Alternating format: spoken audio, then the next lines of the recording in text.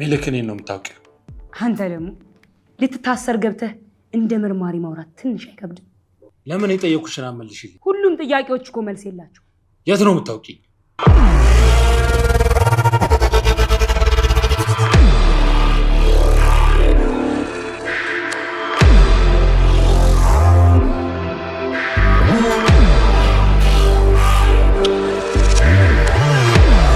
አዎ፣ ግን አንቺ ወደዚህ መጥተሽ እኔን መጠየቁ አስፈላጊ አልነበር።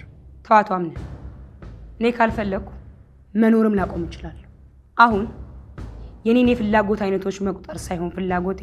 ታዲያ ምንድን? ተረጋጋ። ቅጠሉ ስትቀጥፈው እንዳየው እንድታውቅ ፈልጋለሁ። የምን ቅጠል? ወፈር ያለው ከእንጆሪ ፍሬ ስር የበቀለው። ለምን ግልጽ አታደርግ? አንተም ግልጽ አድርገህ ማድረግ ነው። አቶ አምነን፣ ማንም ከመንገዴ ሊያስቀረኝ አይችልም፣ እንዲሄድም ሊገፋኝ አይችልም። ስለዚህ መምጣት በፈለኩ ሰዓት እንድመጣ፣ መሄድ በፈለኩ ሰዓት መሄድ አለብን። እንደሚመስለኝ ከሆነ እዚህ ቤት ውስጥ ሌላም ማስመሳይ እንዳለ ይታወቀኛል። ይሄን ደግሞ በቅርቡ ደርስበታለሁ። ያኔ ይሄ ሰው ለህይወቱ ይስጋ። ከኔ ከሴማ ማንም ሰው ሊያመልጥ አይችልም።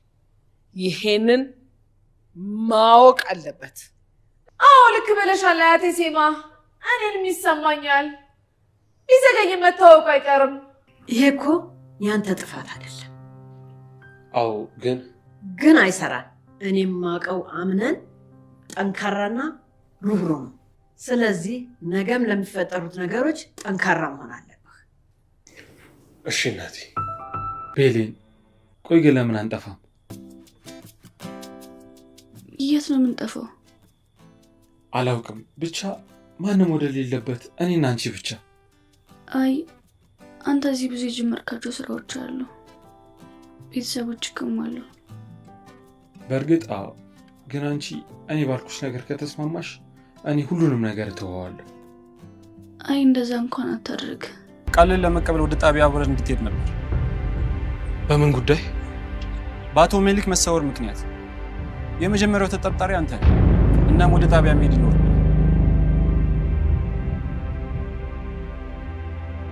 ይህን ጉዳይ ለምን እሱ ራሱን አትጠይቁት? አቶ አምነን፣ ለምን ነበር በተደጋጋሚ ደወልክለት? ለስራ ጉዳይ ፈልጌው ነበር። ከዛ በፊት ተደዋውላችሁ ነበር?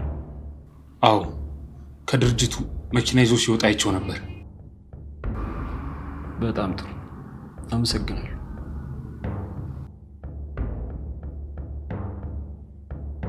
ከአንደኛው እስከ 3ኛው ደቂቃ ድራማው ሲጀምር የምንመለከተው የሲፈን እውነተኛ ማንነትና ዓላማ መጋለጥን ተከትሎ በቤተሰቡ ውስጥ የተፈጠረውን ከፍተኛ ድንጋጤ ነው።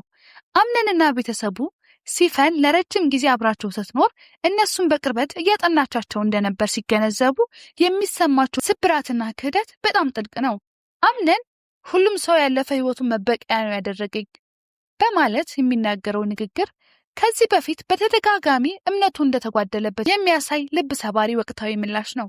ከዚህ በመነሳት ወደፊት አምነን በማንም ላይ እምነት እንዳይጥልና ልቡን ሙሉ በሙሉ አደንድኖ ርህራሄ የሌለው እርምጃ ወደ መውሰድ እንደሚያመራ በግልጽ መገመት ይቻላል። ከ3ኛው እስከ 4ኛው ደቂቃ አያትየው ሴማ ከቤተሰቡ ጋር በሚያደርጉት ውይይት ይህ ሁሉ ሴራ በሲፈን ብቻ የተጠነሰሰ እንዳልሆነና በውስጣቸው ሌላ አስመሳይ ተባባሪ እንዳለ መናገራቸው የድራማውን ውጥረት በአንድ ጊዜ ከፍ ያደርገዋል።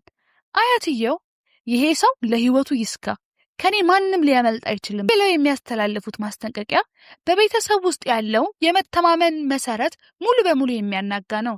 ይህ ትዕይንት ወደፊት በቤተሰቡ አባላት መካከል እርስ በእርስ የመጠራጠርና እውነተኛውን የውስጥ አጥፊ ለማግኘት የሚደረግ አደገኛ አደን እንደሚኖር ይጠቁመናል። ከ5ኛው እስከ 6ኛው ደቂቃ አምነን ከጓደኛው ዋክተም ጋር በሚያደርገው ቆይታ ስለጠፋው ፋይልና ስለ ሚኒሊክ መጥፋት ያለውን ከባድ ጭንቀት ያካፍላል።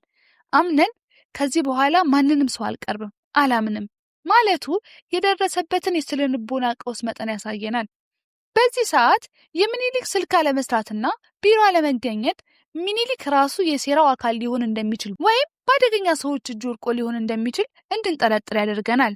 ወደፊት አምነን የራሱን ጥላ ሳይቀር የሚፈራበትና የንግድ ውሳኔዎቹ በከፍተኛ ጥርጣሬ ብቻ የሚያሳልፍበት ደረጃ ላይ እንደሚደርስ የትንበያ ፍንጭ ይሰጠናል።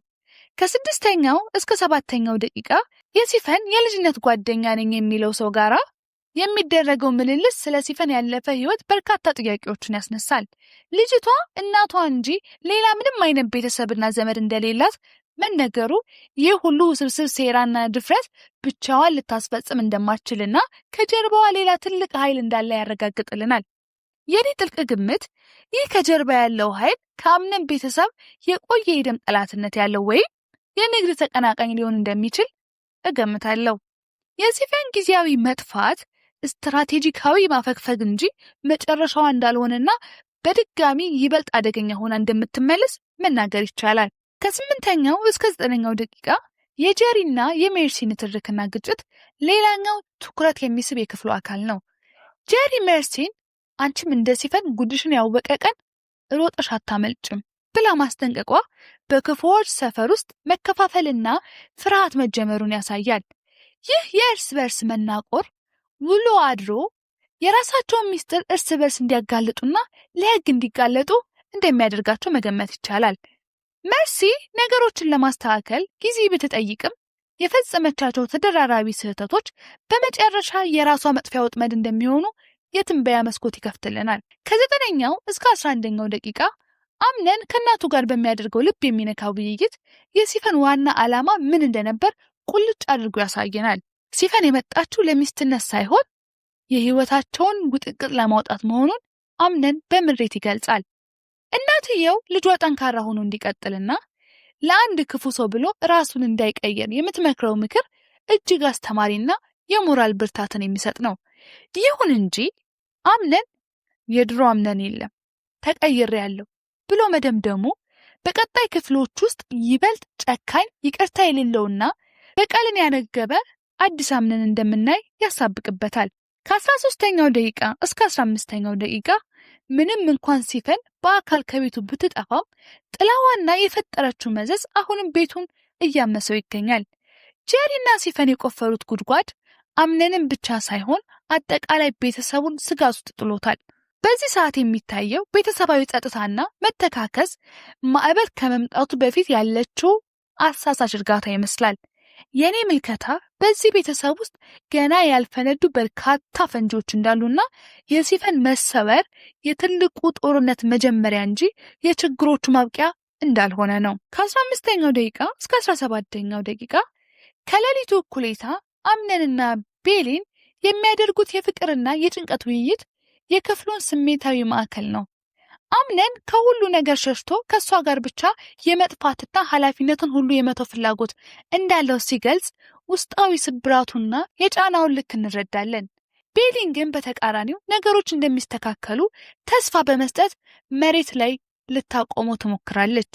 ይህ ትዕይንት ቤሊን ለአምነን ሰላም ወደ መሆኗን የሚያሳይ ቢሆንም አምነን ቤተሰቡን ትቶ ይሄዳል የሚለው ሐሳብ ተግባራዊ እንደማይሆንና ውስጣዊ የኃላፊነት ስሜቱ መልሶ ወደ በቀል ጦርነት እንደሚመልሰው አጥብቄ ገምታለሁ። ከ18ኛው እስከ 20ኛው ደቂቃ የቤተሰቡ የቁርስ ማዕድ ላይ አያትየው በስተመጨረሻም ትክክለኛው የቤተሰቡ አካል ብቻ ቀርተናል ማለታቸው እጅግ አሳዛኝ ምጸት ነው። ሙስጠፋን ጨምሮ ሁሉም በተረጋጋ መንፈስ እየተጫወቱ ቁርስ መብላታቸው የውሸት ሰላም ነው።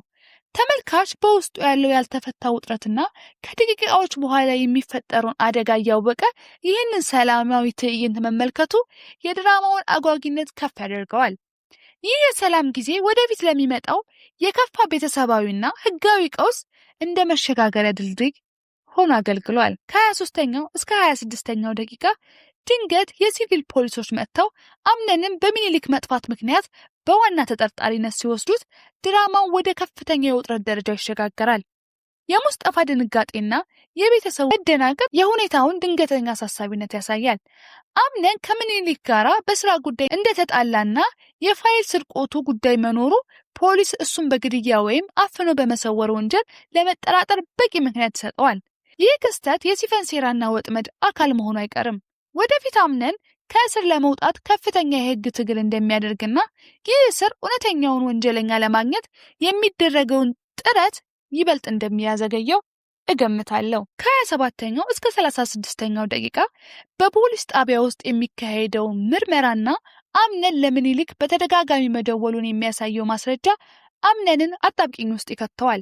በተጨማሪም ስለተሰረቀው ዶክመንት የነበረውን ውዝግብ በፍላሽባክ መታየቱ ምኒልክም በቅናትና በበታችነት ስሜት ተነሳስቶ አምነንን ከጀርባ ለመውጋት እንደሞከረ ያጋልጣል። በመጨረሻም የአቶ ካርታ ልጅ ጣቢያ ድረስ መጥታ አምነንን ለማስወጣት መሞከሯ የድርጅትና የጥቅም ትስስሮች ምን ያህል ውስብስብ እንደሆኑ ያሳያል። የእሷ ጣልቃ ገብነት ንጹህ የድጋፍ ስሜት ሳይሆን ከጀርባው ሌላ የጥቅምና የቁጥጥር ድርድር እንዳለውና በቀጣይ ክፍሎች እሷም የራሷን ድብቅ ካርታ እንደምትመዝ የወደፊት ትንበያዬ አስቀምጣለሁ። በአጠቃላይ የገጸ ባህሪያቱን ስነ ልቦናዊ መዋዠቅ፣ የሴራዎችን ጥልቀትና ያልተጠበቁ ክስተቶችን አስተባብሮ የያዘ ድንቅ ክፍል ነበር።